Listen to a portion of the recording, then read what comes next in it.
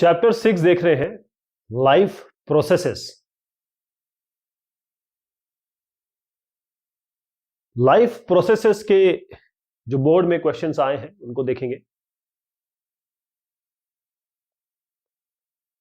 Enzymes क्या है?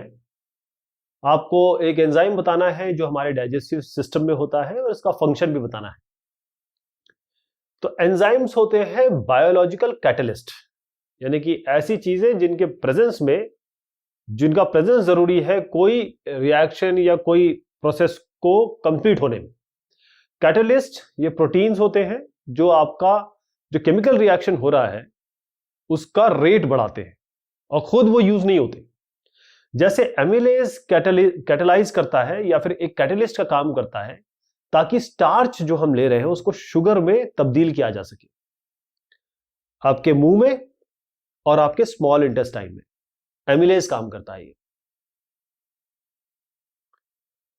आपको बैलेंस केमिकल इक्वेशन लिखना है जो फोटोसिंथेसिस जब होती है। तो फोटोसिंथेसिस कुछ इस तरीके से है कि कार्बन डाइऑक्साइड प्लांट ने लिया, वाटर लिया, सनलाइट से एनर्जी ली और ये बना दिया। ये क्या है? यही एनर्जी है, यही आप स्टार्च कहें इसको या कार्बोहाइड्रेट कहें, और फिर वाटर और ऑक्सीजन रिलीज किया। तो फोटोसिंथेसिस कुछ इस तरीके से बनती है। When do the desert plants take up carbon dioxide and perform synthesis? Photosynthesis.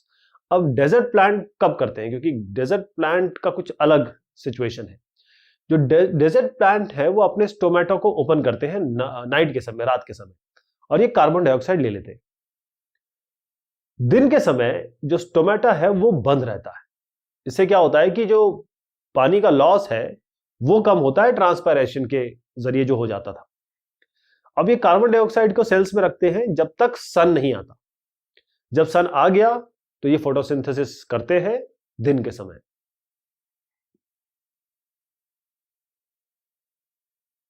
Single celled organisms जो है इसमें डिफ्यूजन बहुत सफिशिएंट है ताकि जितने भी रिक्वायरमेंट है खाने के वो पूरे हो सके, गैसेस का एक्सचेंज या वेस्ट का रिमूवल है। लेकिन मल्टी सेलुलर ऑर्गेनिज्म में ऐसा नहीं है। आपको रीजन बताना है ऐसा क्यों है। यूनिसेलुलर ऑर्गेनिज्म, यूनि मतलब होता है एक, यूनिसेलुलर ऑर्गेनिज्म ये ऑक्सीजन को अब्जॉर्ब करते हैं, लेते हैं, और क्योंकि इनका जो कांटेक्ट होता है एटमॉस्फेयर से डायरेक्टली हो सकता है, because of its complete contact with the atmosphere. Atmosphere से डायरेक्टली कनेक्टेड होते हैं, कॉन्टैक्टेड होते हैं। लेकिन मल्टी सेलुलर ऑर्गेनिज्म की बात करें तो जो एब्जॉर्प्शन हो रहा है उसका जो रेट और डिफ्यूजन का रेट है वो बहुत कम हो जाता है, क्योंकि ये सारे के सारे जितने सेल, क्योंकि अब मल्टी मतलब एक से ज्यादा, ये एटमॉस्फेयर के डायरेक्ट कांटेक्ट में तो है नहीं, इसीलिए मल्टी सेलुलर ऑर्गेनिज्म ये ज्यादा, इनको ज्यादा जरूरत होती है ऑक्सीजन की ताकि ये लाइफ अपने चला सके, लाइफ सस्टेन कर सके, लाइफ प्रोसेसेस बना सके, जो पूरी तरीके से डिफ्यूजन से नहीं हो पाएगा। डिफ्यूजन इसको पूरा नहीं कर पाएगा। Draw diagram of human excretory system and label kidneys, ureters. आपको ह्यूमन एक्सक्रीटरी सिस्टम यानी जो हमारा वेस्ट रिमूवल सिस्टम है उसको बताना है, किडनी भी बतानी है, यूरेटर्स भी बताना है। तो ये इसका स्ट्रक्चर कुछ इस तरीके से बनाएंगे आप। ये रिमूवल कैसे होता है? ये आपका किडनी है, ये राइट किडनी है, लेफ्ट किडनी है। ये आपका लेफ्ट यूरेटर है, ये राइट यूरेटर है, और ये आपका यूरिनरी ब्लैडर है। यहां से चीजें क्लीन होती हैं, यहां जाती है यूरेथ्रा, यहां पर जाके फिर ये निकल जाती है। Name the acid present in the following. Tomato में क्या है? Oxalic acid. विनेगर में क्या है? Citric acid. टैमरिंड में क्या है? Tartaric acid. टैमरिंड मतलब आपकी इमली। आपको रोल बताना है ह्यूमन डाइजेस्टिव सिस्टम में इन सब का। पहले डाइजेस्टिव एंजाइम देखते हैं। अब आप जो खाना ले रहे हैं, खाना जो आपने खाया, पका के खाया, रॉ फॉर्म में खाया, इसको तोड़ना पड़ता है, ब्रेक करना पड़ता है छोटे और बहुत छोटे छोटे मॉलिक्यूल्स में, ताकि जो हमारा ब्लड स्ट्रीम है वो उसे एब्जॉर्ब कर सके, उसे ले सके। जो फिजिकल ब्रेकडाउन है इस फूड का वो वही काफी नहीं है, यानी कि आपने कहा कि मैंने दांत से चबा लिया, उसको छोटा छोटा कर दिया, तो वो काफी नहीं है।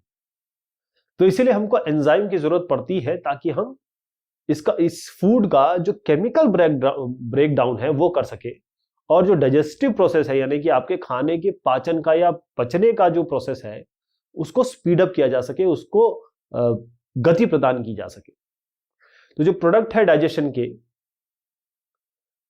ये बहुत छोटे जरूरी है ताकि इसको अब्सॉर्ब किया जा सके, इसलिए डाइजेस्टिव एंजाइम्स का रोल बहुत इंपॉर्टेंट है। हाइड्रोक्लोरिक एसिड, अब ये एसिड कहां से आ गया? आपके पेट में हाइड्रोक्लोरिक एसिड होता है। पहली चीज तो ये समझ लीजिए कि हाइड्रोक्लोरिक एसिड जो भी जर्म्स आप ले रहे हैं, क्योंकि देखिए जो जितना कितनी भी सफाई से बना लें आप, जो गंदगी से बना रहे हैं उनकी तो कोई बात नहीं, लेकिन जो जितनी भी सफाई से बना लें तो हमारे जर्म्स तो आसपास हर जगह पर है। कुछ जर्म्स अगर चले गए तो उसको हटाना भी तो है, तो हाइड्रोक्लोरिक एसिड तो पहले ये काम करता है। फिर ये एक एसिडिक मीडियम क्रिएट करता है जो पेप्सिन है, ताकि खाने का ब्रेकडाउन हो सके, राइट। विली क्या है या वाइली इसे कहें, ये ना उंगलियों जैसे प्रोजेक्शंस हैं आपके स्मॉल इंटेस्टाइन में। दो इंटेस्टाइन होते हैं, स्मॉल इंटेस्टाइन और जो लार्ज इंटेस्टाइन होता है। तो इसमें ना हाथ जैसे प्रोजेक्शंस होते हैं, बहुत छोटे होते हैं लेकिन इस तरीके से होते हैं। अब ये सरफेस एरिया बढ़ा देते हैं, इनका काम ये है कि ये सरफेस एरिया बढ़ा देते हैं ताकि जो डाइजेस्टिव फूड है उसका एब्जॉर्प्शन हो सके। अब आपने डाइजेशन तो कर लिया लेकिन वो जाना भी तो है शरीर में। ये जो विली है इनमें मतलब रिचली सप्लाइड कहे इनको, इनमें ब्लड वेसल्स होते हैं, बड़े रिचली सप्लाइड होते हैं, जो मदद किस काम में कर रहे हैं? ताकि आपका खाना जो डाइजेस्ट हुआ है, आपने खाने को डाइजेस्ट कर लिया, उसके बाद इसको ब्लड स्ट्रीम में भी तो जाना है, तभी तो शरीर के अलग और जगह पे पहुंचेगा, क्योंकि ब्लड ही तो फ्लो कर रहा है इधर से उधर। तो ब्लड स्ट्रीम में जाएगा तभी आपका इधर उधर पहुंचेगा। Explain how does the exchange of gases occurs in plants across the surface of stems, root and leaf. अब गैसेस का एक्सचेंज कैसे होता है? प्लांट की बात करें, चाहे सरफेस ऑफ जो स्टेम हो, रूट हो, लीव्स हो, तो अगर मैं इस तरीके से एक प्लांट बनाऊं, ये रूट हो गया, ये स्टेम हो गया, ये आपके लीव्स हो गए, ये पत्ते हो गए। तो प्लांट में बहुत छोटे छोटे छिद्र होते हैं, टाइनी पोर कहते हैं, इनको स्टोमेटा कहते हैं, लीव्स पे होते हैं, पत्तों पे होते हैं। और अगर स्टेम की बात करें तो यहां पर लेंटिकल्स होते हैं, लेंटिसेल्स होते हैं, जो गैसेस का आदान प्रदान करते हैं। कार्बन डाइऑक्साइड को लिया जाता है, ऑक्सीजन को दिया जाता है फोटोसिंथेसिस के दौरान और रेस्पायरेशन के दौरान। How are water and minerals transported in water in plants? अब इस प्लांट में पानी कहां से आएगा, मिनरल कहां से आएगा? तो पानी और मिनरल इसको ट्रांसपोर्ट किया जाता है प्लांट में जाइलम द्वारा। जाइलम वेसल्स होते हैं, ये ऊपर की तरफ होते हैं, ऊपर की तरफ जा रहे होते हैं, और ये पार्ट है वस्कुलर सिस्टम का जिसमें फ्लोएम सेल्स भी होते हैं। अब फ्लोएम क्या करता है?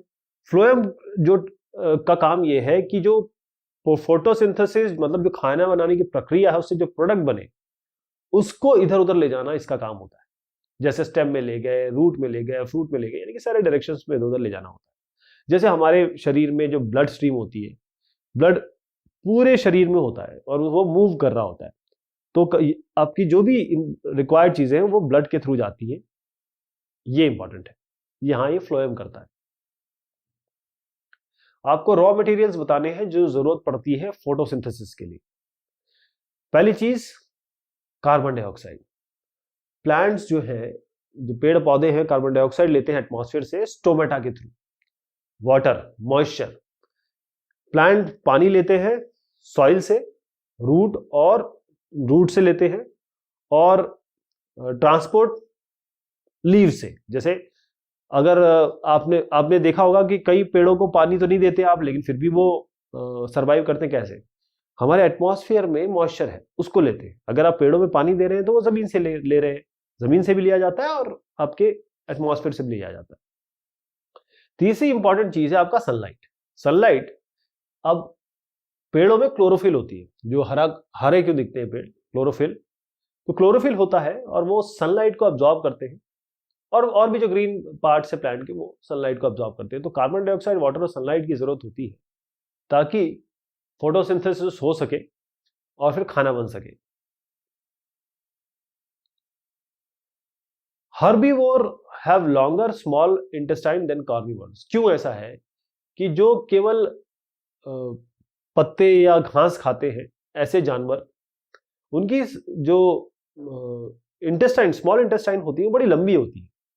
लेकिन अगर कार्निवोर्स की बात करें, जो मांस खाते हैं, उनकी इंटेस्टाइन छोटी होती है। उसका कारण यह है कि सेलुलोज क्योंकि हार्बीवोरस है, ये पेड़ पौधे खा रहे हैं, इसमें सेलुलोज होता है, इसका डाइजेशन बहुत बहुत समय लेता है। तो हार्बीवोरस जो ग्रास खा रहे हैं उनको लंबी इंटेस्टाइन की जरूरत पड़ती है ताकि पूरी तरीके से डाइजेशन हो सके सेलुलोज का। जहां तक कि कार्निवोर एनिमल का सवाल है, वो सेलुलोज डाइजेस्ट नहीं कर पा रहे हैं क्योंकि इसमें सेलुलेज एंजाइम चाहिए। तो इसका मतलब यह है कि उनका शॉर्टर इंटेस्टाइन होता है, थोड़ी कम इंटेस्टाइन होती है। तो आप देखेंगे शेर, चीता, ये केवल मांस खाते हैं। अगर ये पत्ते वगैरह खाएंगे भी तो ये डाइजेस्ट नहीं होने वाला। Write correct sequence of 4 steps of method for the preparation of temporary mount of a stain leaf peel. आपको 4 सीक्वेंस लिखने, मतलब करेक्ट सीक्वेंस लिखने हैं। 4 स्टेप जो होते हैं, एक जो तरीका है जो प्रिपरेशन का है, temporary mount of a stain leaf peel. आप उसको किस तरीके से करेंगे आप समझ जाएंगे कि ये क्या बात हो रही है। पहले आप एक काम करिए, एक बढ़िया सा इस तरीके से पत्ता लीजिए प्लॉटेड प्लांट से, ठीक। अब हटा दीजिए एक पार्ट इस पील का, छोटे नीचे वाले सरफेस से लीफ के। आप इसे ऐसा कर सकते हैं कि फोल्ड कर सकते हैं लीफ को, और फोरसेप से यू कैन पुट दी पील। अब इस पील को एक वॉच ग्लास पे रखिए जिसमें पानी हो। अब इसमें क्या करिए, कुछ ड्रॉप डालिए आप सैफ्रनिन स्टेन के वॉच ग्लास में। 2 से 3 मिनट के बाद इस पील को निकालिए और इसको रखिए किसी क्लीन ग्लास स्लाइड पे। इस पे डालिए ग्लिसरीन इस पील पे, और जो क्लीन कवर लिप्स, इस पे आप नीडल यूज कर सकते हैं, वो डाल सकते हैं इस पे। जो एक्सेस स्टेन है उसको हटाइए, और ग्लिसरीन को आप ब्लोटिंग पेपर यूज कर सकते हैं। अब आप देखेंगे स्लाइड के नीचे कि जो स्लाइड है उसको कंपाउंड माइक्रोस्कोप के नीचे लगी, देखिए आपको बहुत क्लियरली चीजें दिखाई देंगी। तो यही है एक टेम्पररी माउंट जो स्टेन लीफ पील का होता है। ये इस तरीके से इसको बनाया जाता है, तैयार किया जाता है ताकि उसको हम देख सकें। मैमल और बर्ड्स, क्यों ये जरूरी है कि हमको सेपरेट करना है ऑक्सीजनेटेड और डीऑक्सीजनेटेड ब्लड। जो मैमल और बर्ड्स होते हैं ये होते हैं वार्म ब्लडेड एनिमल, ये दोनों वार्म ब्लडेड एनिमल होते हैं। इसका मतलब ये है कि ये अपने बॉडी का टेम्परेचर कंट्रोल कर सकते हैं, यानी कि इनको डिपेंड नहीं होना पड़ता एनवायरनमेंट पे ताकि वो अपने बॉडी का टेम्परेचर रेगुलेट कर सके। इस कारण से जो बर्ड और मैमल है, इनको दे रिक्वायर, उनको जरूरत होती है बड़े ऑप्टिमाइज्ड ऑक्सीडेशन की, जो ग्लूकोज का है। ये तब हो सकेगा जब उनको ऑक्सीजन की सप्लाई बहुत अच्छी तरीके से मिलेगी। इसलिए जरूरी हो जाता है कि जो ऑक्सीजनेटेड या डीऑक्सीजनेटेड ब्लड है, यानी जिस ब्लड में ऑक्सीजन की मात्रा है और जिस ब्लड में ऑक्सीजन की मात्रा नहीं है, उनको सेपरेट करना बहुत जरूरी है, राइट, ताकि ऑक्सीजन की मात्रा उन्हें प्रॉपर मिलती रहे। आपको नीट डायग्राम बनाना है एक्सक्रीटरी सिस्टम का जो ह्यूमन बीइंग्स में है, और लेबल करना है लेफ्ट किडनी और यूरिनरी ब्लैडर। ये हमने पहले भी डिस्कस किया, ये 2014 में आया था। तो इसमें ये किडनी है आपकी, और किडनी से आप, ये लेफ्ट यूरेथर है, लेफ्ट किडनी से आ रहा है, ये राइट किडनी से राइट यूरेथर आ रहा है, यहां से पेशाब आपकी बाहर निकलती है। आपको ह्यूमन रिस्पायरेटरी सिस्टम बनाना है, उसको लेबल भी करना है, डायफ्राम और लेरिंग्स। तो यहां से शुरुआत होती है आपके नाक से और मुंह से आप सांस लेते हैं। ये आपका गला है जिसको हम थ्रोट कहते हैं। ये ट्रेशिया है। ये आपके लंग्स है। ये 3 लोब है राइट लंग के, ये 2 लोब है आपके लेफ्ट लंग के, और ये आपका डायफ्राम होता है। This is your diaphragm.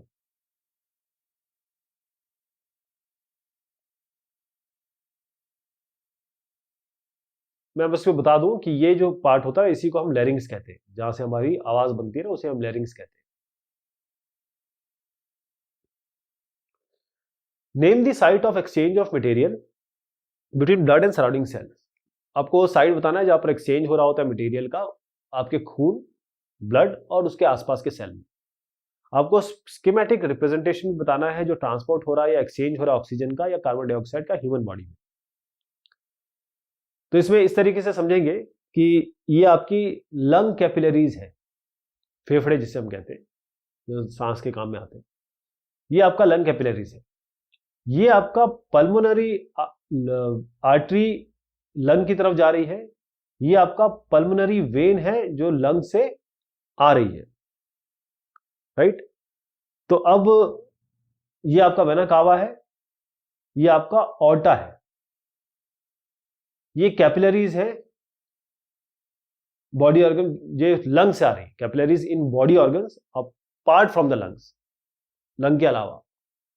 तो ये तरीका होता है, ये इस तरीके से एक्सचेंज होता है ऑक्सीजन कार्बन डाइऑक्साइड का ह्यूमन बॉडी में। मतलब ऑक्सीजनेटेड चीज अंदर जाती है, फिर डीऑक्सीजनेटेड बाहर निकल जाती है, और ये कंटिन्यूअस प्रोसेस चलता रहता है। What would be the consequences of deficiency of hemoglobin in your body? अगर आपकी बॉडी में हीमोग्लोबिन की कमी हो गई तो क्या होगा? अगर हीमोग्लोबिन कम है तो ये आपको एनीमिया, एक एनीमिया डिसीज होती है हीमोग्लोबिन की कमी के कारण। एनीमिया में क्या है कि ब्लड पूरी तरीके से, जो आपका खून है वो आपका ऑक्सीजन ठीक से कैरी नहीं कर पाता है बॉडी में, तो रेस्पिरेशन में समय लगता है और बॉडी में कम एनर्जी रहेगी। जो हीमोग्लोबिन जिसमें कम होता है वो वीक अपने आप को बड़ा पेल समझता है, वीक समझता है, उसको थकावट होती है, और कोई फिजिकल वर्क है, जो हैवी फिजिकल वर्क है, वो नहीं कर पाएगा। List 3 characteristics of lungs which make it N efficient respiratory surface. Lungs की कुछ ऐसे कैरेक्टरिस्टिक्स बतानी है जो इसको बहुत अच्छा रेस्पिरेटरी सरफेस बनाती है। तो क्या क्या चीजें हैं इसमें? पहली चीज तो ये है कि लंग से गैसेस का एक्सचेंज होता है। तो क्या क्या इसमें फीचर्स है? पहला ये है थिन, पतली। इसका मतलब ये है कि जो एयर सैक वॉल्स हैं वो बहुत पतली होती है, तो जो गैसेस हैं वो पूरी तरीके से डिफ्यूज हो सके, आ जा सके, ऑक्सीजन को अब्जॉर्ब किया जा सके ब्लड में, और कार्बन डाइऑक्साइड को बाहर निकाला जा सके जब हम बाहर की तरफ सांस लेते हैं। मॉइस्ट के बारे में बात करें तो जो एयर सैक्स हैं ये मॉइस्ट होते हैं, इनमें म्यूकस होता है, तो जो गैसेस हैं वो डिसॉल्व हो सके डिफ्यूज होने से पहले। सरफेस एरिया ज्यादा है, जो सरफेस एरिया है गैसेस के लिए, ताकि वो डिफ्यूज हो सके ह्यूमन लंग्स में, वो बराबर होता है टेनिस कोर्ट की तरह। आप सोचिए, टेनिस कोर्ट के बराबर होता है वो। जो एल्वियोली है वो मदद करता है ताकि हम इंक्रीज कर सके सरफेस एरिया जब ऑक्सीजन का एब्जॉर्प्शन हो रहा हो। अच्छी ब्लड सप्लाई, जो एयर सैक्स हैं या जो एल्वियोली है, इनमें बड़े लंबे या कैपिलरी नेटवर्क्स होते हैं, बहुत बड़े कह सकते हैं इसको, कैपिलरी नेटवर्क होते हैं, ताकि जो वॉल्यूम्स है, ज्यादा वॉल्यूम के गैस एक्सचेंज किया जा सके। जितना ज्यादा फ्लो होगा ब्लड का उतना ज्यादा एक्सचेंज होगा। HCl का क्या रोल है आपके पेट में? पहली चीज तो ये है कि जितने भी पैथोजेंस और माइक्रोब्स आ रहे हैं उसको स्टेरलाइज करना पड़ता है, उसको खत्म करना पड़ता है। पहला काम तो ये हो गया। अब इसका पीएच जो लेवल है वो है 2। पेट का आप देखेंगे पीएच लेवल 2 होता है।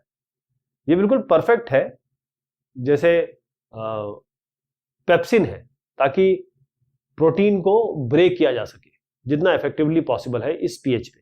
ये सारे काम कौन प्रोवाइड करता है? HCl या एनवायरमेंट प्रोवाइड करता है। इमल्सिफिकेशन क्या होता है फैट का? पहली चीज तो यह है कि प्रोटीन का डाइजेशन और पैनक्रिया को कहना या स्टिमुलेट करना, ताकि वो डाइजेस्टिव एंजाइम दे सके और बाइल जूस दे सके। और फिर उसके बाद हम इसकी बात कर रहे हैं, अभी पहले रोल HCl का ही ले रहे हैं। तो रोल ऑफ HCl में एक दो चीज तो मैंने बताई, तीसरा मैं आपको बता रहा हूं कि इसका काम ये होता है कि देखिए साहब, HCl तो एसिड है, लेकिन हमको डाइजेस्टिव एंजाइम्स भी चाहिए। तो प्रोटीन का डाइजेशन होना है तो पैनक्रियास को कहा जाता है, देखिए साहब आप अपना डाइजेस्टिव एंजाइम दीजिए, बाइल जूस भी आता है लिवर से।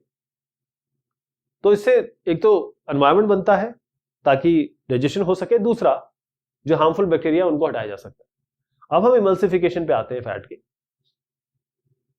जो फैट हम लेते हैं वो बड़े लार्ज, उसमें इसको हम लार्ज ग्लोब्यूल फैट्स कहते हैं, उसको तोड़ना होता है ताकि बहुत फाइन ड्रॉपलेट्स बने। तो बड़े फैट को छोटे फैट में तोड़ना, इसी को हम इमल्सिफिकेशन समझ सकते हैं। तीसरे पे आते हैं, विच protein digestive enzyme is present in pancreatic juice. जो पैनक्रिया से जूस आ रहा है उसमें कौन सा ऐसा डाइजेस्टिव एंजाइम्स होता है जो प्रोटीन को ब्रेक करता है। तो इसमें ट्राइप्सिन, ये ट्राइप्सिन एक ऐसा एंजाइम है जो पैनक्रिया देता है जिससे प्रोटीन का डाइजेशन हो सके। आपको टेबुलर फॉर्म में 3 डिफरेंसेस बताना है आर्टरीज और वेन्स में। तो आर्टरीज ये ऑक्सीजनेटेड ब्लड, ऐसा ब्लड जिसमें ऑक्सीजन की मात्रा है। ऑक्सीजनेटेड ब्लड को हार्ट से लेकर पल्मोनरी आर्टरी तक ले जाता है। आर्टरी का काम ये होता है। वेन्स का मतलब ये है कि ये जो ब्लड जिसमें ऑक्सीजन की मात्रा खत्म हो गई है, वेन इसको लेता है, हार्ट की तरफ ले जाता है, पल्मोनरी वेन्स की तरफ नहीं ले जाता। मतलब पल्मोनरी वेन को छोड़ के वेन्स का काम ही होता है। आर्टरीज की बात करें तो ये बहुत डीपली अंदर सिचुएटेड होती है आपकी बॉडी में, लेकिन वेन्स बड़ी सुपरफिशियल होती है, बड़ी सुपरफिशियल होती है, लोकेशन वाइज डीप हो सकती है। आर्टरीज ये बड़ी थिक वॉल्ड होती है, मोटी होती है, मस्कुलर होती है। जैसे इनको छोड़ के अगर आप क्रेनियम या वर्टिब्रल कॉलम की बात करें तो वो इतनी नहीं होती, बाकी बड़ी थिक वॉल्ड होती है। लेकिन वेन्स हमेशा थिन वॉल्ड होती है, उनकी जो वॉल होगी वो पतली होती है। आपको ह्यूमन एक्सक्रीटरी सिस्टम दिखाना है जिसमें आपको रीनल आर्टरी और यूरेथ्रा दिखाना है। तो ये आपका सिस्टम है जिसमें किडनी है, यूरेटर है, ये ब्लैडर है आपका, ये यूरेथ्रा है। तो रीनल आर्टरी या किडनी या यूरेटर या यूरिनरी ब्लैडर के बारे में बात करते हैं। जो रीनल आर्टरी है ये ब्लड को कैरी करती है किडनी में। कहां से? जो एब्डोमेन मतलब पेट का जो ऑर्टा है, ये जो ब्लड है ये कहां से आता है? हार्ट से आ रहा है। इसको किडनी में ले जाया जाता है ताकि इसको फिल्टर किया जा सके, इससे पहले कि इसको बॉडी में भेजा जा सके। तकरीबन एक तिहाई जो कार्डियक आउटपुट हो रहा है, जो दिल, कार्डियक मतलब दिल होता है, हर हार्टबीट के पर वो रीनल आर्टरी में जाता है ताकि इसको फिल्टर किया जा सके किडनी द्वारा। जो किडनी है इसमें एक रीनल आर्टरी होती है जो सप्लाई करती है ब्लड, राइट। इसमें रीनल आर्टरी होती है जो ब्लड की सप्लाई करती है, और जो फिल्टर्ड ब्लड है, जो ब्लड क्लीन हो गया है, वो आपके रीनल वेन से निकलता है। किडनी का काम क्या होता है, जो बहुत एसेंशियल फंक्शन है, एक तो वेस्ट प्रोडक्ट निकालता है ब्लड से, और जो हमारे शरीर का वाटर फ्लूइड है, मतलब हमारे शरीर में जो फ्लूइड लेवल है उसको मेंटेन करता है, रेगुलेट करता है। जो किडनी है वो रेगुलेट करता है बॉडी के फ्लूइड वॉल्यूम को, और जो हमारे बॉडी में मिनरल हैं उनका कॉम्पोजिशन, और एसिडिटी, क्योंकि एक एसिडिक वैल्यू भी होनी चाहिए। तो ये सब चीजों को ठीक करने के लिए एक तो एक्सक्रीशन और रीअब्जॉर्प्शन ऑफ वाटर, और साथ में इनऑर्गेनिक इलेक्ट्रोलाइट्स, ये सारे काम किडनी कर रहा है। यूरेटर क्या करता है? यूरेटर एक ट्यूब है, जो यहां पर भी देख पा रहे हैं, एक ये ट्यूब है जो यूरिन को लेके जाता है किडनी से यूरिनरी ब्लैडर तक। तो 2 यूरेटर होते हैं, और लेफ्ट किडनी राइट किडनी में अटैच होते हैं, 2 होते हैं। यूरिनरी ब्लैडर आपका, अगर ये ब्लैडर की बात करें, ये एक मस्कुलर सैक होता है, एक तरीके से थैली होती है जो एक्सपैंड भी कर सकती है, और यहां पर पेशाब जो है जमा होती है, यानी कि जो वेस्ट वाटर कह सकते हैं बॉडी का, वो जमा होता है इससे पहले कि उसको बाहर निकाला जा सके। यूरेथ्रा से इसको बाहर निकाला जाता है। आपको एक्सक्रीटरी सिस्टम बताना है ह्यूमन बॉडी का, और फिर उसको लेबल भी करना है, ऑल्टा, किडनी, यूरिनरी ब्लैडर और यूरेथ्रा। तो बस ये किडनी है, ये यूरेटर है आपका, ये ब्लैडर है, ये यूरेथ्रा है। How is urine produced and eliminated? तो उसका दूसरे का जवाब देखते हैं, क्योंकि पहला हम काफी डिस्कस कर चुके हैं। ब्लड जो हार्ट से आ रहा है वो किडनी में आता है, राइट? और रीनल आर्टरीज, आप समझिए इसमें 2 से 3 मिलियन नेफ्रॉन्स होते हैं पर किडनी।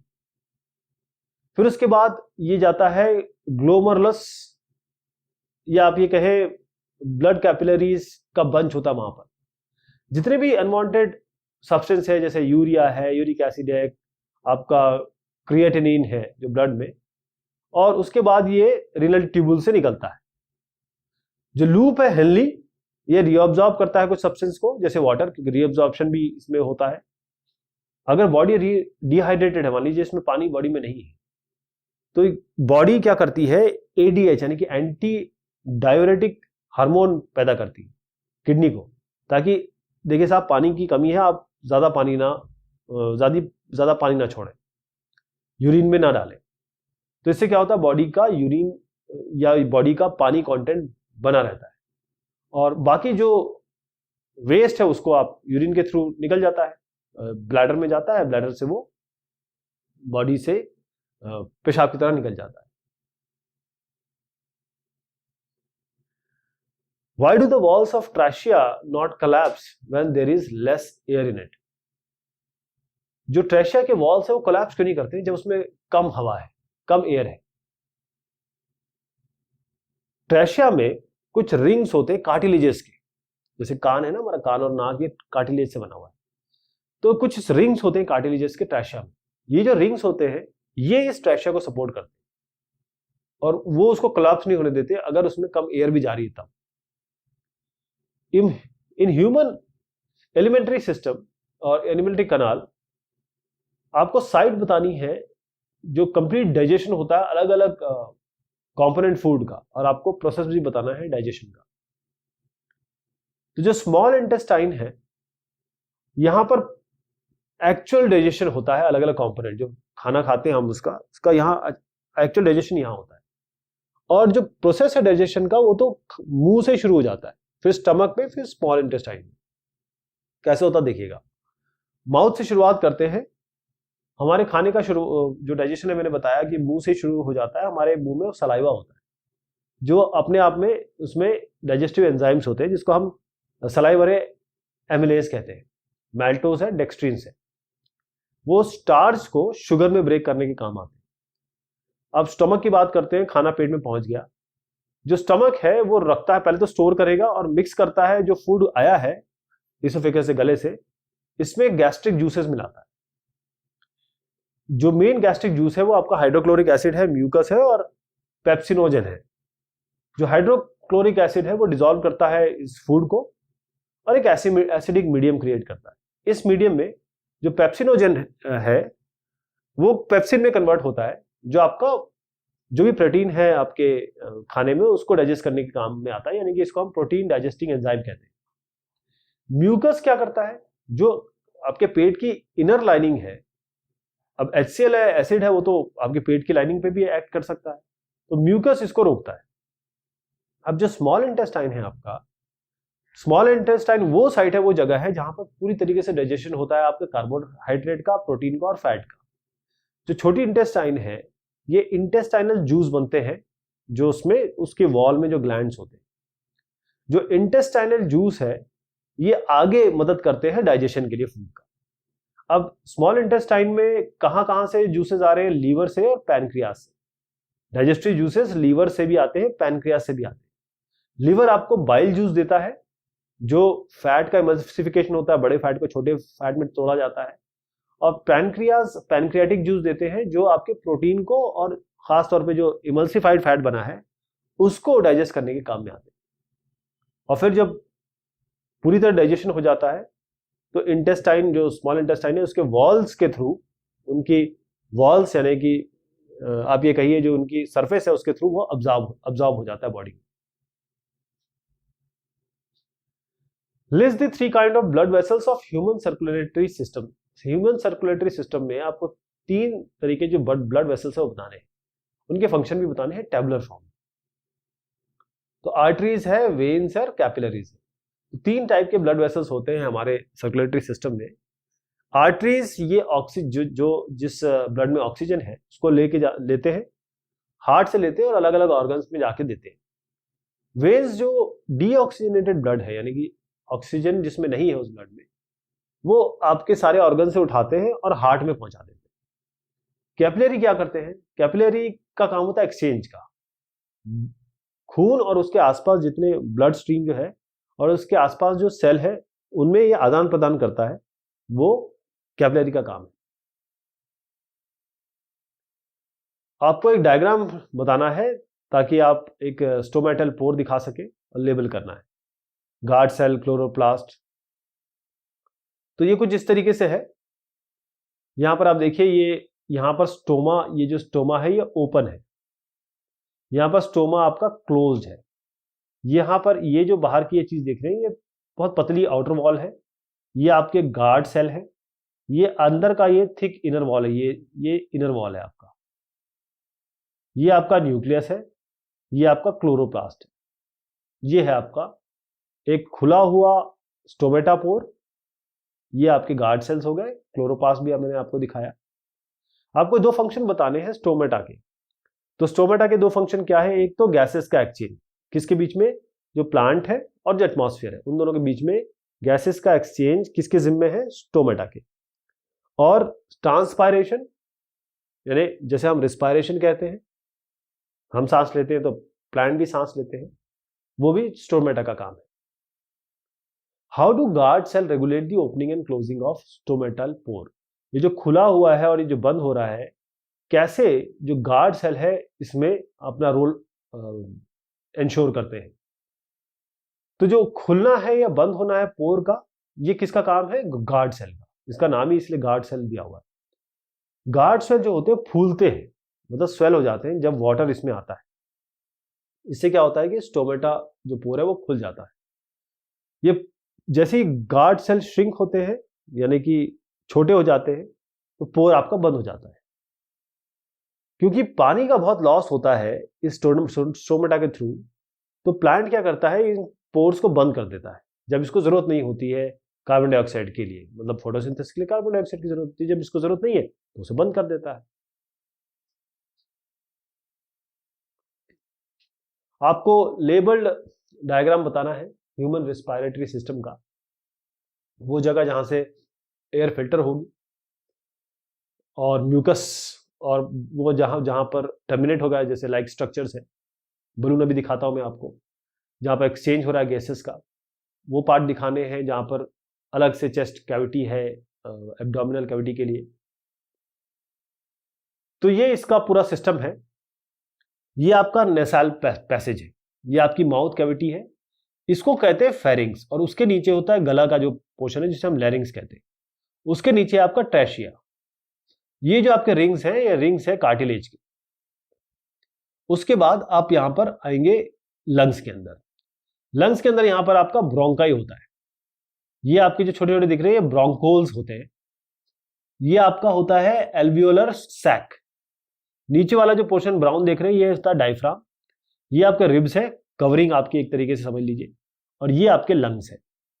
अगर थोड़ा इसके अंदर और जाए तो यहां पर एल्वियोलीज है, इस अंदर के बारे में बात कर रहा हूं। और ये आपके रेस्पिरेटरी ब्रोंकोल्स है। Why is the rate of breathing in aquatic organism much faster then in terrestrial organisms? जो जमीन पे रहते हैं और जो एक्वाटिक ऑर्गेनिज्म पानी के अंदर, उनमें रेट ऑफ ब्रीथिंग में अंतर क्यों है? देखिए, जो पानी में ऑक्सीजन डिजॉल्व है ना, बहुत मतलब ऑक्सीजन है वो बहुत कम है। अगर आप बाहर की तरफ पानी से बाहर निकलेंगे तो हवा ही हवा है। तो एक्वेटिक एनिमल ऑर्गेनिज्म जो पानी के अंदर रहते हैं, उनको बहुत तेज तेज सांस लेना पड़ता है अगर टेरेस्ट्रियल ऑर्गेनिज्म से कंपेयर करें, क्योंकि उनको ज्यादा ऑक्सीजन चाहिए। जीने के लिए ऑक्सीजन चाहिए, चाहे नीचे हो चाहे ऊपर हो, तो इसलिए वो बड़ी तेज सांस लेते हैं। What are the final products after digestion of carbohydrates and proteins? Carbohydrate और प्रोटीन का जब डाइजेशन हो जाता है तो फाइनल प्रोडक्ट क्या बनते हैं? उत्तर यह है कि कार्बोहाइड्रेट चेंज होता है ग्लूकोज में, और प्रोटीन्स चेंज होते हैं अमीनो एसिड्स में। सलाइवा क्या होता है, जिसको हम थूक बोलते हैं नॉर्मल डिस्कशन में, इसका रोल क्या होता है डाइजेशन में, जो खाने का फूड का डाइजेशन होता है उसका रोल क्या होता है। तो सलाइवा एक वाटरी फ्लूइड होता है, यानी कि लिक्विड होता है, जो हमारे मुंह में जो सलाइवरी ग्लैंड्स होते हैं वहां से सिक्रीट होता है। जो डाइजेस्टिव फंक्शन है सलाइवा का, एक तो फूड जो खाने को मॉइस्चरिंग करना है या फिर उसको थोड़ा गीलापन देना है, और फ्रूट बोलस ये क्रिएट करता है ताकि इसको आराम से हम, जैसे हमको गले से गिटकना है तो अगर वो लिक्विड उसमें नहीं होगा तो फिर उसको हम गिटक नहीं पाएंगे, तो वो भी ये काम करता है। इसके अलावा सलाइवा में एंजाइम होता है जिसे एमिलेज कहते हैं, जो स्टार्च को मैल्टोज और डेक्स्ट्रीन में ब्रेक करता है, तोड़ता है।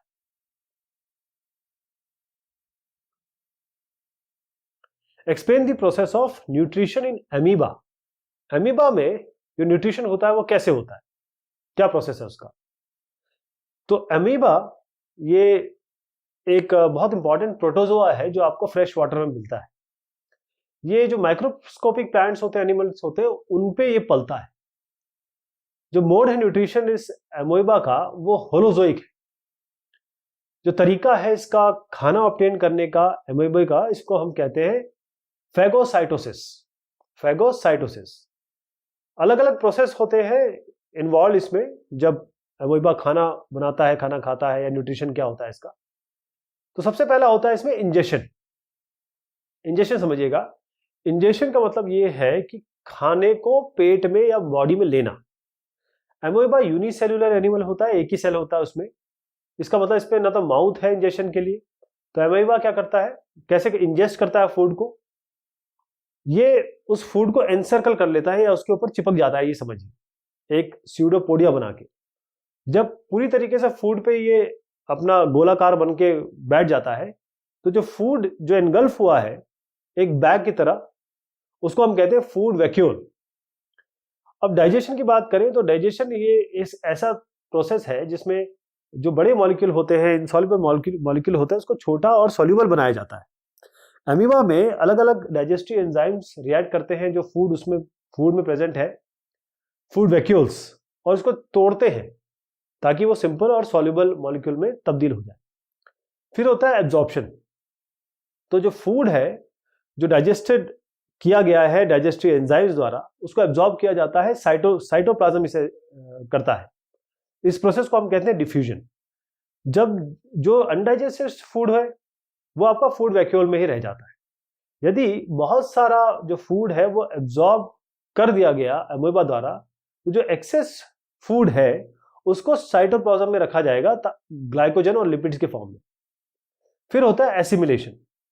इस स्टेप में जो फूड एब्जॉर्ब किया गया है साइटोप्लाज्म द्वारा, इसको यूज किया जाता है ताकि एनर्जी ऑब्टेन किया जा सके, फिर ग्रोथ हो, रिपेयर हो बॉडी का। ये जो प्रोसेस है जिसमें एब्जॉर्ब फूड को यूटिलाइज किया जाता है ताकि एनर्जी, रिपेयर और ग्रोथ हो सके, इसी को एसिमिलेशन कहते हैं। इजेशन, जब अनडाइजेस्टेड फूड जो है वो एक सफिशिएंट मात्रा में कलेक्ट हो जाता है फूड वैक्यूल में, तो वो बॉडी से बाहर फेंका जाता है। तो उसमें सेल मेम्ब्रेन की बाकायदा रप्चरिंग होती है, राइट। ये जो तरीका है जिससे अनडाइजेस्टेड फूड बाहर निकलता है उसी को हम इजेशन कहते हैं। तो ये तरीका है आपका न्यूट्रिशन का अमीबा में। यहाँ पर देखिए न्यूक्लियस है, यूनिसेलुलर है, फूड पार्टिकल है। इस फूड पार्टिकल पे इस तरीके से एनगल्फ करता है, जैसे गोलाकार बनाता है, फूड वैक्यूल है यहाँ पर, और उसके बाद फिर ये उस खाने को लेता है।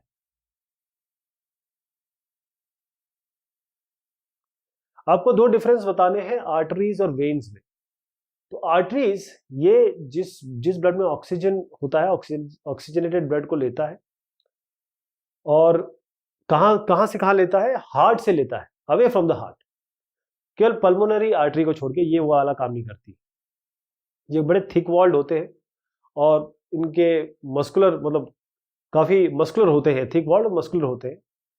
अगर आप क्रेनियम और वर्टेब्रल कॉलम को छोड़े, इसके अलावा वॉल्स इसमें नहीं होते हैं आर्टरीज में। जो ब्लड है आर्टरीज में वो मूव करते हैं प्रेशर के साथ। अब वेन्स की बात करें तो वेन्स जो ऑक्सीजन जिसमें कम हो गया है ब्लड में, तो वेन इस डीऑक्सीजनेटेड ब्लड को लेते हैं, हार्ट की तरफ ले जाते हैं, केवल पल्मोनरी वेन को छोड़ के। और ये थिन वॉल्ड होते हैं, पतली वॉल होती है, इसमें वॉल्स इसमें प्रेजेंट होते हैं जो आपका ब्लड का एक यूनिडायरेक्शनल फ्लो करवाते हैं, एक ही डायरेक्शन में फ्लो होता है। और जो ब्लड है वेन्स में वो बहुत ही लो प्रेशर में मूव करता है।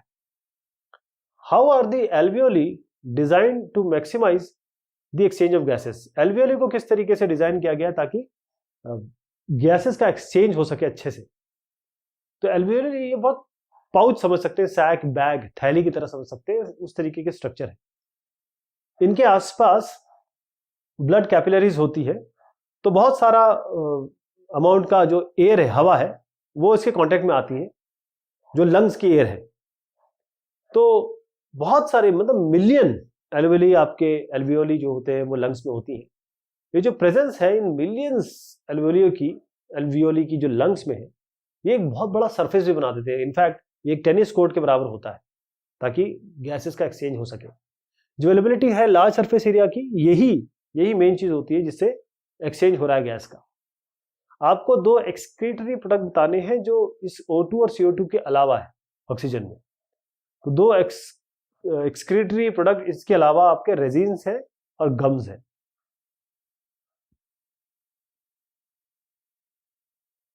The breathing cycle is rhythmic whereas exchange of gases is a continuous process। इसको जस्टिफाई करना है। जो सांस लेने का जो प्रक्रिया है वो रिदम के साथ होता है इस तरीके से, और जो एक्सचेंज होता है गैसेस को वो हमेशा होता रहता है। तो जो ब्रीथिंग साइकिल है इसमें आप सांस ले रहे हैं और एक्सेल कर रहे हैं, सांस दे रहे हैं, क्योंकि इसमें आपका जो थोरैसिक कैविटी होती है वो एक्सपैंड हो रही है, कॉन्ट्रैक्ट हो रही है। इसका मतलब ये रिदमिक प्रोसेस। लेकिन जो एक्सचेंज गैस का हो रहा है वो कंटिन्यूस पेस पे हो रहा है, कंटिन्यूसली चल रहा है।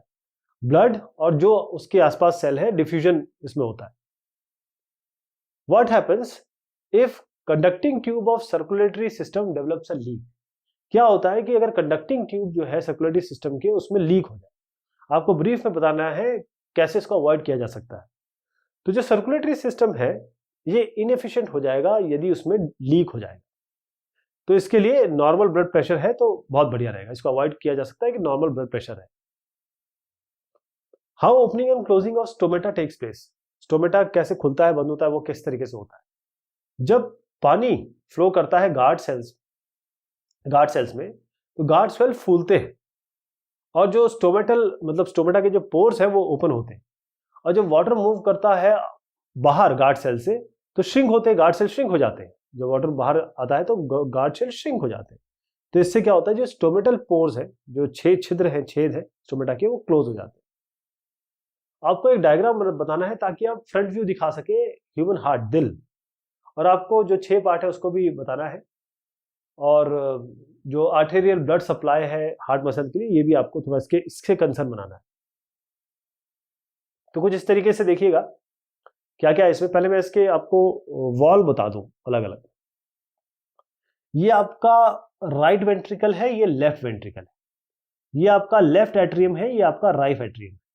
अब देखिए यहां से ये बाहर की तरफ जा रहा है, यानी पल्मोनरी आर्टरी बाहर ले जा रही है, इस तरीके से ऑर्टा है। और ये है आपका, इसे एंटीरियर वेना कावा कहते हैं, ये आपका पोस्टीरियर वेना कावा है। इसको आप ट्राइकप्सिड वॉल्व कहते हैं, ये वॉल्व है आपका, वॉल्व भी जरूरी है ताकि बंद खुल सके। टेंडेंस है जिसे हार्ट स्ट्रिंग्स कहते हैं, ये पेपिलियरी वेसल्स है। इस तरीके से यहाँ पर भी आपको बाइसेप्स वॉल है, और ये जो एरिया देख रहे हैं इसको हम कहते हैं सेमिल्यूनर वॉल्स, जो बेसिस पे है आर्टरीज की। ये आपका पल्मोनरी वेन्स है, लंग से जो आ रही है। आपको एक स्कीमेटिक रिप्रेजेंटेशन बताना है, ट्रांसपोर्ट जो हो रहा है, एक्सचेंज हो रहा है ऑक्सीजन का और कार्बन डाइऑक्साइड का। जब ट्रांसपोर्टेशन होता है ब्लड का ह्यूमन बींग्स में, और लेवल भी करना है lung capillaries, pulmonary artery to lung, aorta, pulmonary veins from lung. तो वो हम ऑलरेडी डिस्कस कर चुके हैं, एक स्कीमेटिक रिप्रेजेंटेशन ट्रांसपोर्टेशन का या एक्सचेंज ऑफ गैस का, कार्बन डाइऑक्साइड का, जब ट्रांसपोर्टेशन होता है ब्लड का, कुछ इस तरीके से है। हम अगले पार्ट पे चलते हैं। What is the advantage of separate channel in mammals and birds for oxygenated and deoxygenated blood? ये जरूरी है कि जिसमें ऑक्सीजन है और जिसमें ऑक्सीजन नहीं है, इन ब्लड को अलग किया जा सके, क्योंकि जो मैमल और बर्ड्स हैं वो बहुत ज़्यादा एनर्जी चाहते हैं और उनको ऑक्सीजन भी चाहिए, क्योंकि ये टेम्परेचर अपने आप रेगुलेट कर पाते हैं। अगर सेपरेशन ऑक्सीजन और डीऑक्सीजनेटेड ब्लड का जो सेपरेशन है ये आपको हाई ऑक्सीजन सप्लाई देता है ऑर्गन्स में, जो कि इन मैमल्स और बर्ड्स को चाहिए होता है। आपको डायग्राम बनाना है जिसमें ह्यूमन एलिमेंट्री कैनल दिखे, इसमें गॉल ब्लैडर, लीवर, पैनक्रियाज वगैरह मिले। तो यहां पर देखिए, यहां से शुरुआत करते हैं। ये आपका माउथ है, ये इसोफेगस है, गला जिसे कहते हैं, ये आपका स्टमक हो गया, ये ऊपर लीवर हो गया, इसके नीचे ये गॉल ब्लैडर है, ये आपके पैनक्रियाज है। ये जो बड़ा सा बाहर दिख रहा है इसको हम कहते हैं लार्ज इंटेस्टाइन, उसके अंदर आपकी स्मॉल इंटेस्टाइन है, यहाँ इसे रेक्टम कहते हैं, और ये एनस है जहां से हमारा एक्सक्रीटा बाहर निकलता है। लिवर और पैनक्रियास का आपको रोल बताना है, तो लिवर ये सिंथेसाइज करता है, स्टोर करता है बाइल जूस, जो सीक्रेट हो रहा है गॉल ब्लैडर से, जो फैट को और छोटा फैट ग्लोब्यूल्स में कन्वर्ट करता है। इसके अलावा name the organs which perform the following function in human, absorption, digestion food का और एब्जॉर्प्शन वाटर का। तो जो ऑर्गन जो काम करते हैं, पैनक्रियास, पैनक्रियास क्या करते हैं, ये पैनक्रियाटिक जूसेस सिक्रीट करते हैं, जिसमें प्रोटीन को डाइजेस्ट करने की और स्टार्च को डाइजेस्ट करने के एंजाइम्स होते हैं। तो एब्जॉर्प्शन जो डाइजेस्टेड फूड का होता है वो स्मॉल इंटेस्टाइन में होता है, और एब्जॉर्प्शन जो वाटर का होता है वो लार्ज इंटेस्टाइन में होता है। एक सेक्शनल व्यू बताना है आपको, ह्यूमन हार्ट का लेबल करना है, ये aorta, right ventricle, pulmonary veins, तो ये हम ऑलरेडी डिस्कस कर चुके हैं, फिर भी देख लीजिए। यहाँ पर जो इंटरनल स्ट्रक्चर है, ये आपका वेना कावा है, ये आपका ऑर्टा है, ये आपकी पल्मोनरी आर्टरीज है, फिर यहाँ पर लेफ्ट एट्रियम ये हो गया, ये आपका ऑर्टिक वॉल हो गया, ये लेफ्ट वेंट्रिकल हो गया, ये आपका इंफीरियर वेना कावा हो गया, राइट वेंट्रिकल हो गया, ये ट्राइकप्सिड वॉल हो गई, ये राइट आपकी एट्रियम हो गई, ये पल्मोनरी वेन्स हो गई, ये पल्मोनरी वॉल हो गया आपका। State the function of the following components of transport system, blood और लिम्फ के बारे में बताना है। तो ब्लड और लिम्फ, तो ऑक्सीजन को ट्रांसपोर्ट किया जाता है ब्लड द्वारा टिश्यूज, जो बॉडी के टिश्यूज है, ताकि डाइजेस्टेड फूड का ब्रेकडाउन हो सके। जो कार्बन डाइऑक्साइड है इसको ट्रांसपोर्ट किया जाता है लंग द्वारा, ब्लड प्लाज्मा करता है ये। जो डाइजेस्टेड और अब्जॉर्ब न्यूट्रिएंट्स है इसको ट्रांसपोर्ट किया जाता है ब्लड टिश्यूज में, ट्रांसपोर्ट होता है ये। जो वेस्ट है, नाइट्रोजनस वेस्ट है, उसको ट्रांसपोर्ट किया जाता है किडनीज में। ये रेगुलेट करता है बॉडी टेम्परेचर और पीएच वैल्यू जो है उसको भी, जो बॉडी टिश्यूज के पीएच वैल्यू उसको भी मेंटेन करता है। ये ट्रांसपोर्ट करता है अलग अलग हार्मोन एक रीजन से दूसरे रीजन में, एक कोऑर्डिनेशन का काम होता है। और वाटर बैलेंस एक कांस्टेंट लेवल पे इसको मेंटेन करता है। जो लिम्फोसाइट है वो एंटीबॉडीज प्रोड्यूस करता है, जो एंटीजेंस आ रहे हैं, या प्रोटेक्ट करता है उनको डिसीज से। और अगर कोई चोट लग गई है उसकी रैपिड हीलिंग, ताकि क्लॉट बन सके उस इंजरी के साइड पे, वो भी ये काम करता है। लिम्फ की बात करें तो ये सेलुलर एनवायरनमेंट को क्लीन करता है, प्रोटीन और टिश्यू इसको ये देता है, रिटर्न करता है, जो टिश्यू ये फ्लूइड्स है ब्लड में, जिसे हम ड्रेनेज कह रहे हैं। एक पाथवे की तरह एक पाथवे प्रोवाइड करता है ताकि फैट और फैट सॉल्युबल विटामिन का एब्जॉर्प्शन हो सके, कहां, ब्लड स्ट्रीम में। जो डिसीजेस है उसके अगेंस्ट भी ये डिफेंस का काम करता है। आपको लेबल डायग्राम बनाना है रेस्पिरेटरी सिस्टम का ह्यूमन बींग्स में, डायफ्राम और जो आपके एंड ऑफ एक्सपायरेशन है। तो देखिएगा कि ह्यूमन रेस्पिरेटरी सिस्टम, यहाँ नेजाल कैविटी है, माउथ है, ये आपका एपीग्लोटिस के जिसे कहते हैं, जो अंदर से आवाज निकालती है, तो वहां पर जो तालू है उसको कहते हैं। ये आपका थ्रोट है, ये आपका ब्रोंकस है, ये राइट लंग है, ये यहां तक हम आ गए थे, ये इसे लैरिंग्स कहते हैं, ये आपका विंड पाइप है, ये आपका लेफ्ट लंग है, इधर आपके ब्रोंकाई दिख रहे हैं आपको, स्मॉल एयरवेज, और ये छोटे छोटे जो है बेसिकली एल्वियोली है। तो क्या क्या चीज हो गई इसमें, माउथ से शुरू हुआ फेरिंग्स, लैरिंग्स, ट्रेशिया, ब्रोंकाई, ब्रोंक्यूल्स, फिर एल्वियोली, ये बहुत छोटे छोटे एयर सैक्स होते हैं। आपको 4 कंडीशन बतानी है जो जरूरी है ताकि गैसेस का आसानी से एफिशिएंटली एक्सचेंज हो सके। एक तो बहुत बड़ा सरफेस एरिया चाहिए जिससे आपका ये एक्सचेंज हो सके। जो कॉन्सेंट्रेशन ग्रेडियंट है वो चाहिए जिसके बगैर डिफ्यूजन नहीं होगा। एक पतला सरफेस चाहिए जहां पर गैसेस डिफ्यूज हो सके, और साथ में वार्म कंडीशंस चाहिए। आपको डायग्राम बताना है ताकि आप दिखा सके जो न्यूट्रिशन हो रहा है अमीबा में, लेबल करने उसके पार्ट, मेंशन करना है कोई और भी पर्पस जो सर्व होता है इस न्यूट्रिशन में। तो जैसे मैंने आपको बताया था कि हम ऑलरेडी इस अमीबा को डिस्कस कर चुके हैं। तो यहां पर ये क्या क्या होता है, पहले ये आपका फूड पार्टिकल है, इसके आसपास ये इस तरीके से एक एरिया बनाता है और इसको फिर अंदर ले लेता है, और उसके बाद फिर जो वैक्यूल है इसको क्रिएट करते हैं, यहाँ पर खाना बनता है, खाना खाया जाता है। उसके बाद वैक्यूल, जब ओल्ड फूड है, ये वैक्यूल उसे छोड़ देता है। तो स्यूडोपोडिया ये एक लोकोमोशन भी देता है, मतलब न्यूट्रिशन के लिए तो है ही है। It serves the purpose of location भी देता है न्यूट्रिशन के अलावा। आपको ग्लैंड बताने हैं जो डाइजेशन, स्टार्च का डाइजेशन ह्यूमन डाइजेस्टिव ट्रैक्ट में, और उसका रोल भी मेंशन करना है। जो ग्लैंड एसोसिएटेड है, जो डाइजेशन होता है स्टार्च का।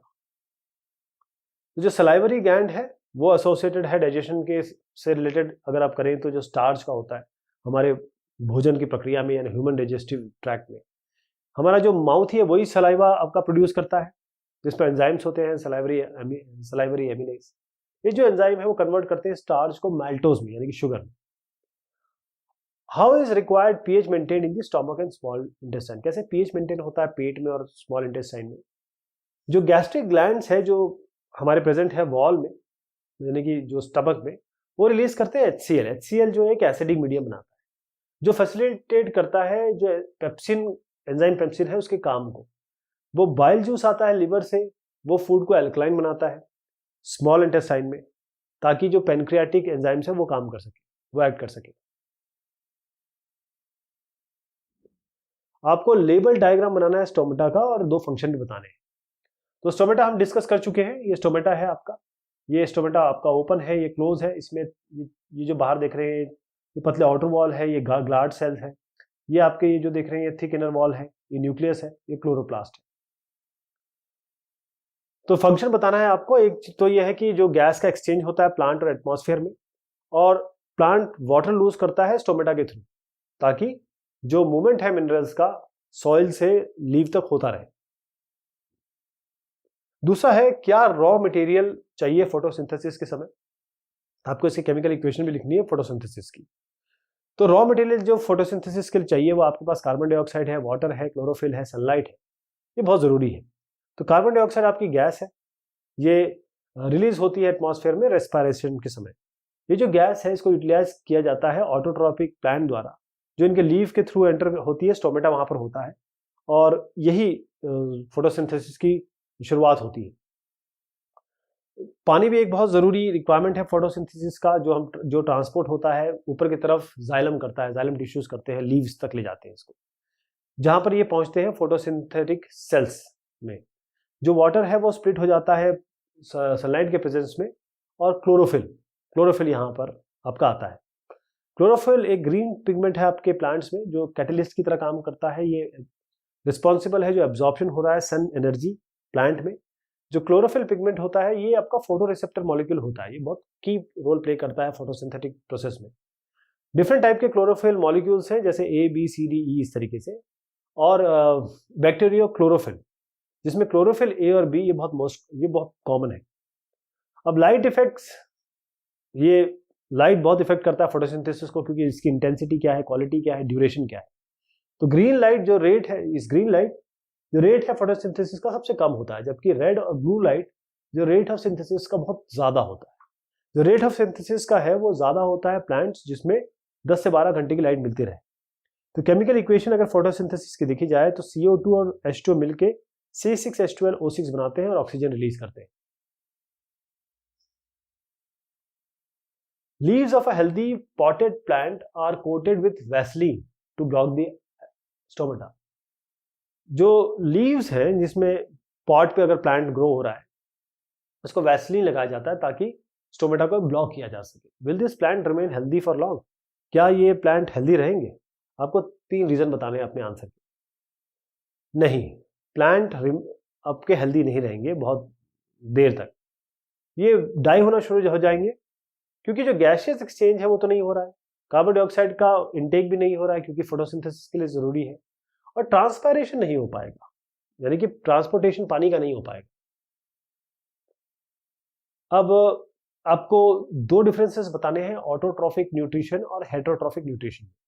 तो ऑटोट्रॉफिक न्यूट्रिशन में देखें तो इस न्यूट्रिशन में जो ऑर्गेनिजम्स हैं वो अपना खुद का फूड बनाते हैं कार्बन डाइऑक्साइड और वाटर से, सनलाइट और क्लोरोफिल की प्रेजेंस में।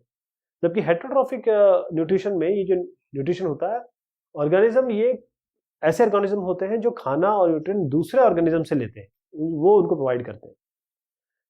ऑटोट्रॉफिक में जितने भी ग्रीन प्लांट्स हैं वो ऑटोट्रॉफिक है, और जो लाइट है उसका सोर्स को यूज करते हैं फोटोसिंथेसिस के लिए। जो एनर्जी है उसको डिराइव किया जाता है इनटेक के लिए हेटरोट्रॉफिक में, और डाइजेशन जो है वो ऑर्गेनिक सब्सटेंसेस का होता है इसमें।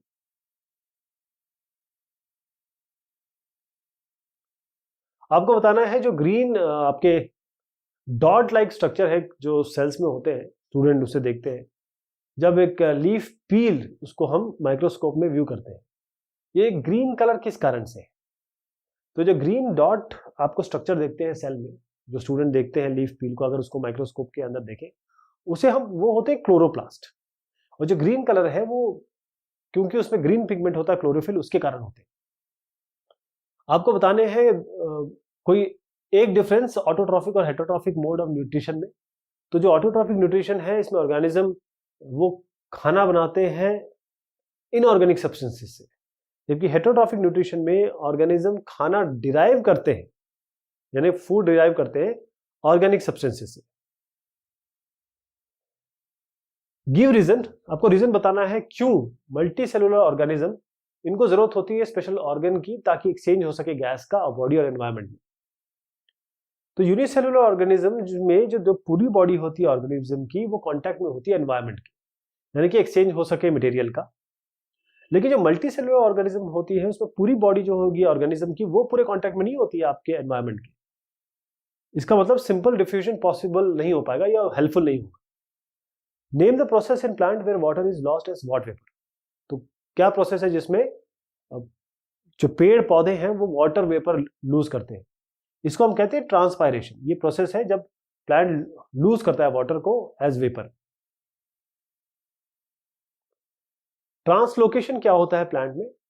जो ट्रांसलोकेशन है इसका मतलब जो भी मटेरियल है, सॉल्युबल मटेरियल है या प्रोडक्ट है फोटोसिंथेसिस का, वो लीव से, पत्तियों से बाकी जगह पे जाना। प्लांट तो बहुत बड़े बड़े भी होते हैं, बड़े फैले हुए होते हैं, उनमें जाना। बेसिक डिफरेंस बताना है आपको रिस्पायरेशन और फोटोसिंथेसिस में। रिस्पायरेशन ये सारे जितने भी लिविंग सेल्स है उसमें होता है, और फोटोसिंथेसिस केवल ग्रीन प्लांट सेल्स में होता है। रिस्पायरेशन ऑक्सीजन लेता है, रिलीज करता है कार्बन डाइऑक्साइड। फोटोसिंथेसिस में कार्बन डाइऑक्साइड को लिया जाता है और ऑक्सीजन रिलीज होती है। आपको इंटरमीडिएट और एंड प्रोडक्ट बताने हैं ग्लूकोज के, ग्लूकोज ब्रेकडाउन के, जब एरोबिक रेस्पिरेशन हो रहा होता है। तो सेलुलर रेस्पिरेशन इस तरीके से होता है, ग्लूकोज है, फिर पायरुविक एसिड बनता है, और उसके बाद कार्बन डाइऑक्साइड और वाटर, और आपके जो मॉलिक्यूल्स है एडिनोसाइन ट्राइफॉस्फेट के, एटीपी के। एक एक्सपेरिमेंट कि लाइट एसेंशियल है फोटोसिंथेसिस के लिए। क्यों ऐसा है कि जो अनकवर्ड पार्ट है लीफ का वो ब्लू ब्लैक हो जाता है जब उसमें आयोडीन सॉल्यूशन आप लगाते हैं? तो देखिए स्टार्च बनता है, स्टार्च प्रोड्यूस होगा अनकवर्ड पार्ट में जो लीफ का है, क्योंकि वो एक्सपोज है सनलाइट से, तो वो फोटोसिंथेसिस कर सकता है, जो ब्लू ब्लैक बन जाता है जब उस पर आयोडीन डालते हैं आप। तो आपको कंपोनेंट बताने हैं ब्लड के जो मदद करते हैं, जो ब्लड क्लॉट बनता है। अगर मान लीजिए कोई कट हो गया, वुंड हो गया, तो वहां पर ये क्लॉटिंग का काम करते हैं। जो आपके जो प्लेटलेट्स हैं वो मदद करते हैं क्लॉटिंग, ब्लड क्लॉटिंग में, अगर कोई आपका कट आ गया है, वुंड आ गया। आपको बताना है कैसे ऑर्गेनिज्म जैसे ब्रेड मोल्ड्स है, मशरूम, ये अपना खाना कैसे पाते हैं। तो जो ऑर्गेनिजम्स है जैसे ब्रेड मोल्ड्स है या मशरूम है, ये ब्रेक करते हैं या तोड़ते हैं फूड मटेरियल को आउटसाइड द बॉडी, और उसके बाद इनको एब्जॉर्ब करते हैं, जो न्यूट्रिएंट्स है, जो ब्रेड के न्यूट्रिएंट्स है उनको लेते हैं। आपको किडनी, यूरेटर, यूरिनरी ब्लैडर और यूरिथ्रा बताना है। ये हम ऑलरेडी डिस्कस कर चुके हैं, इसलिए शॉर्ट में बताते हैं। किडनी का काम है फिल्ट्रेशन, ब्लड का फिल्ट्रेशन, और बेसिकली यूरिन बनती है और फिल्ट्रेशन होता है जो भी फ्लूइड्स है उसका। साथ में आपके ब्लड शुगर को भी, ब्लड प्रेशर को भी ये रेगुलेट करते हैं, ब्लड प्रेशर को। यूरेटर का काम ये होता है कि यूरिन को यूरिनरी ब्लैडर से ट्रांसपोर्ट करता है। यूरिनरी ब्लैडर एक टैंक की तरह काम देख लीजिए यूरिन के लिए। जब उसमें प्रेशर ज्यादा हो जाता है तो फिर एक्सक्रीशन होता है। जो यूरिथ्रा है एक ट्यूब है जो कनेक्ट करता है यूरिनरी ब्लैडर को, जो बॉडी है, मतलब जो आपकी जहां से बाहर निकलना है उसे हम यूरिथ्रा कहते हैं, जैसे वेस्ट बाहर निकलना है। आपको प्रोसेस बताना है जो ग्लूकोज का ब्रेकडाउन हो रहा है सेल में, और जब absence of air, absence of oxygen, तो जो प्रोसेस है ब्रेकडाउन का उसका इस तरीके से है। आपका ग्लूकोज है, साइटोप्लाज्म में के बाद ये पायरुवेट बनाता है। ये आपका 6 कार्बन मॉलिक्यूल है, ये 3 कार्बन मॉलिक्यूल है। अब इसमें देखिए एब्जॉर्प्शन ऑक्सीजन का हो सकता है, लैक ऑफ ऑक्सीजन में क्या होगा ह्यूमन मसल सेल्स में, और जब प्रेजेंस ऑफ ऑक्सीजन होगा जैसे माइटोकॉन्ड्रिया में। तो अगर एब्सेंस ऑफ ऑक्सीजन है जैसे यीस्ट में होता है तो इथेनॉल, कार्बन डाइऑक्साइड और एनर्जी रिलीज होती है। लैक ऑफ ऑक्सीजन है तो लैक्टिक एसिड और एनर्जी बनता है। प्रेजेंस ऑफ ऑक्सीजन है माइटोकॉन्ड्रिया जैसे तो कार्बन डाइऑक्साइड, वाटर और एनर्जी बनती है। तो जो पहला स्टेप है इसमें ब्रेकडाउन जब होता है ग्लूकोज का, जब ऑक्सीजन के प्रेजेंस में या ऑक्सीजन के एब्सेंस में, वो बिल्कुल सेम है। इसमें ग्लूकोज आपका टूटता है पायरुवेट में। जो सेकंड स्टेप है जो और बाद में जो ब्रेकडाउन होता है पायरुवेट का और छोटे कंपाउंड्स में, वो अलग 2 तरीके से हो सकता है। हो सकता है कि प्रेजेंस ऑफ ऑक्सीजन की, हो सकता है कि आपके ऑक्सीजन की एब्सेंस हो। यदि प्रेजेंस ऑफ ऑक्सीजन का, तो जो पायरुवेट है वो कन्वर्ट हो जाता है कार्बन डाइऑक्साइड और वाटर में। एनर्जी रिलीज होती है इस एरोबिक रेस्पिरेशन में, ये बहुत ज्यादा होती है जो रिलीज होती है एनारोबिक रेस्पिरेशन में। एब्सेंस अगर ऑक्सीजन का हो तो इन एब्सेंस में जैसे यीस्ट है, पायरुवेट कन्वर्ट होता है इथेनॉल और कार्बन डाइऑक्साइड में, और जो प्रोसेस है उसको हम कहते हैं फर्मेंटेशन। जो एब्सेंस है ऑक्सीजन का, हमारे मसल सेल्स में पायरुवेट कन्वर्ट होता है लैक्टिक एसिड में। जो लैक्टिक एसिड बन जाता है वही आपको क्रैम्प्स प्रोड्यूस करते हैं। क्रैम्प्स हो जाता है ना खिलाड़ियों को। आपको 3 इवेंट बताने हैं जो होते हैं फोटोसिंथेसिस के समय, और आपको स्टोमेटा का रोल भी बताना है। तो 3 इवेंट जो हो रहे हैं फोटोसिंथेसिस के समय, एक तो एब्जॉर्प्शन हो रहा है लाइट एनर्जी का, जो ग्रीन पिगमेंट क्लोरोफिल लेता है। कन्वर्जन हो रहा है लाइट एनर्जी का केमिकल एनर्जी में, और जो वाटर मॉलिक्यूल है स्प्लिट हो रहा है हाइड्रोजन और ऑक्सीजन में। फिर जो कार्बन डाइऑक्साइड है वो कार्बोहाइड्रेट में रिड्यूस हो रहा है। स्टोमेटा का रोल क्या है? स्टोमेटा, इसमें बहुत टाइनी पोर्स होते हैं जो सरफेस पे आप देखेंगे, ये प्रेजेंट होते हैं जो सरफेस है यंग स्टेम्स के। जो स्टोमेटा है इसमें ये मेनली एक्सचेंज करता है गैसेस का, जैसे कार्बन डाइऑक्साइड की एंट्री और ऑक्सीजन की का रिलीज, जो फोटोसिंथेसिस में होता है। अब प्लांट जो है वो क्लोज करते हैं स्टोमेटा को जब उनको कार्बन डाइऑक्साइड की जरूरत नहीं होती फोटोसिंथेसिस में। आपको एक्सपेरिमेंट बताना है ताकि आप बता सके कि सनलाइट बहुत एसेंशियल है फोटोसिंथेसिस। तो यहाँ पर देखिए एक ब्लैक पेपर लगा दीजिए, इसको सनलाइट पर रख दीजिए, ब्लैक पेपर हटा दीजिए, आप देखेंगे कि यहाँ पर फोटोसिंथेसिस नहीं हुई बल्कि यहाँ पर आपका हो रहा है। उसके ऊपर आयोडीन डाल के भी देख सकते हैं। इसका प्रोसीजर कुछ इस तरीके से बताता हूँ कि एक हेल्दी ग्रीन प्रोटेक्ट प्लांट को आप डार्क रूम में रखिए 1-2 दिन के लिए। ये जानने के लिए, ये इंश्योर करने के लिए कि प्लांट कंज्यूम करेगा जितना भी रिजर्व फूड है, और लीव्स में कोई भी स्टार्च ना हो, ताकि सारी पुरानी ऊर्जा है वो खा ले। उसके बाद इसको कवर करें, प्लांट जो पोर्शन है उसके लीव को दोनों साइड में 2 यूनिफॉर्म पीस ले लीजिए ब्लैक पेपर के, और एक क्लिप से उसको लगा दीजिए। अब इसको एक्सपोज करिए इस प्लांट को ब्राइट लाइट में।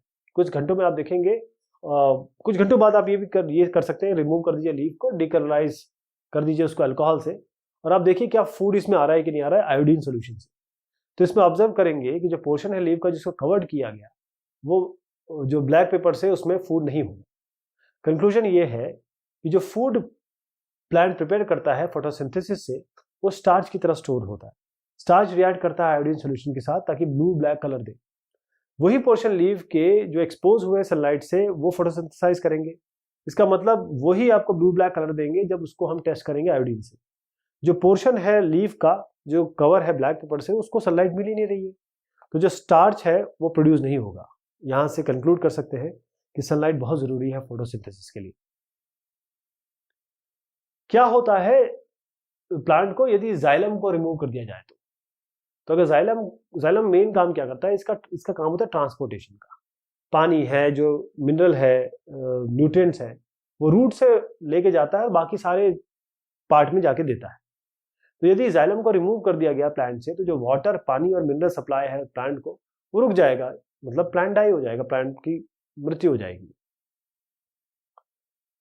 Where does digestion of fat takes place in our body? Fat का डाइजेशन कहाँ होता है हमारे बॉडी में? तो डाइजेशन जो फैट का होता है वो हमारे स्मॉल इंटेस्टाइन में होता है। What is the mode of nutrition in human being? Human being में मोड ऑफ न्यूट्रिशन क्या होता है? होलोजोइक न्यूट्रिशन होता है हमारे में। ब्रीदिंग क्या होती है, सांस लेना क्या होता है? क्या होता है जब रेट ऑफ ब्रीदिंग बढ़ जाती है, जब हम बहुत ज्यादा एक्सरसाइज करते हैं, और क्यों? जो प्रोसेस है, एक तरीका जिसमें हम ऑक्सीजन को लेते हैं एयर से, एयर की तरफ हवाई ले रहे हैं, लंग्स में जाती है और कार्बन डाइऑक्साइड बाहर छोड़ते हैं, इसी को हम ब्रीदिंग कहते हैं। ये हमारे लंग्स में हो रहा होता है। जो रेट है ब्रीदिंग का, जब बहुत विगरस एक्सरसाइज करते हैं, वो बढ़ जाता है, 20 से 25 टाइम पर मिनट बढ़ जाता है, क्योंकि जब हम विगरस एक्सरसाइज कर रहे होते हैं तो ऑक्सीजन की ज्यादा जरूरत पड़ती है, तो ब्रीदिंग हमारी इनवॉलंटरी हो जाती है। लेकिन जो रेट है वो कौन कंट्रोल करता है? क्योंकि हमारा ब्रेन भी काम कर रहा है, रेस्पिरेटरी सेंटर, वो उसे कंट्रोल करता है।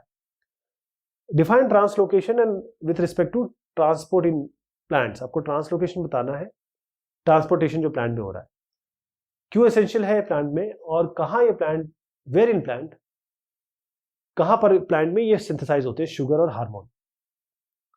तो ट्रांसलोकेशन ये एक ट्रांसपोर्ट है फूड का लीव से बाकी पार्ट्स में प्लांट के, और ये कहाँ काम करता है? ये वेस्कुलर टिश्यू में काम करता है, जिसे हम फ्लोएम कहते हैं। ये बहुत एसेंशियल है प्लांट के लिए, बिकॉज जितने भी पार्ट है प्लांट के, उनको खाना चाहिए ताकि वो एनर्जी ले सके, क्योंकि बिल्ड भी करना है उनको, अपने पार्ट मेंटेन भी करना है। शुगर सिंथेसाइज होता है लीव्स में, लीव्स जो प्लांट की लीव्स है। जो हार्मोन है वो सिंथेसाइज होते हैं टिप में, जो टिप है किसके? रूट्स की, और स्टेम्स में, प्लांट के स्टेम्स में। आपको स्ट्रक्चर बताना है नेफ्रॉन का, लेबल करना है इसमें glomerulus, Bowman capsule, renal artery और कलेक्टिंग डक्ट। तो ये है आपका बोमेन कैप्सूल, जो यहां पर आपको ग्लोमेरुलस, ये ब्लड की कैपिलरीज है, लाल में जो देख रहे हैं, ये आपका कलेक्टिंग डक्ट है। वे नेफ्रॉन का एक स्ट्रक्चर है। क्या होता है?